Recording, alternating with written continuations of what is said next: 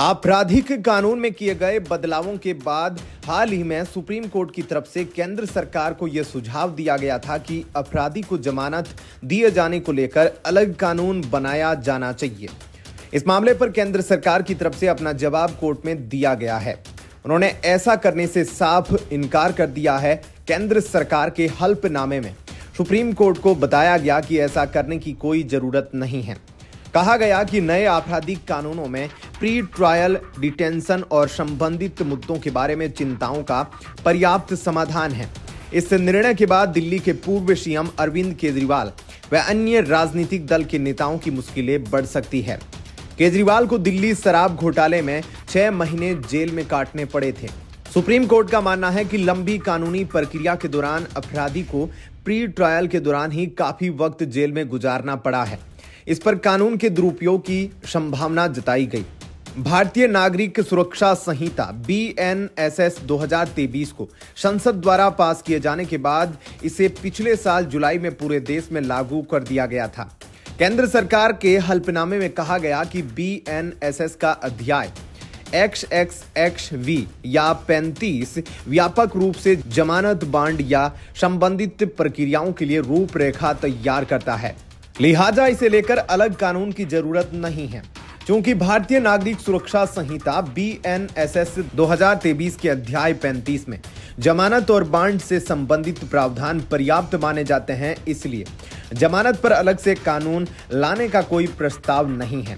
इस अध्याय में जमानत, बेल बांड और बांड जैसे शब्दों की परिभाषा दी गई है। साथ ही महिलाओं, नाबालिगों और अशक्त लोगों जैसे कमजोर समूहों के लिए वैधानिक सुरक्षा उपायों सहित जमानत देने की प्रक्रियाओं को भी विस्तार बताया गया है। केंद्र सरकार का कहना है कि मौजूदा आपराधिक कानूनों के ढांचे के भीतर सुधारों को संहिता बंद करने की दिशा में एक व्यापक बदलाव को दर्शाता है, बजाय इसके कि अलग से कानून बनाया जाए। कहा गया कि सुप्रीम कोर्ट ने फरवरी 2022 से न्यायिक निर्णयों में एक रूपता और जवाबदेही सुनिश्चित करने के लिए एक समर्पित जमानत कानून की आवश्यकता पर जोर दिया है।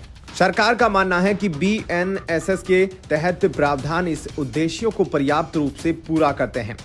बेल पर एक अलग कानून के लिए सुप्रीम कोर्ट ने जोर ऐसे समय में दिया है जब कई गिरफ्तारियां और बेल आवेदन में लंबी देरी ने ऐसे मामलों में न्यायिक दृष्टिकोण की निष्पक्षता और प्रभावकारिता पर संदेह पैदा किया।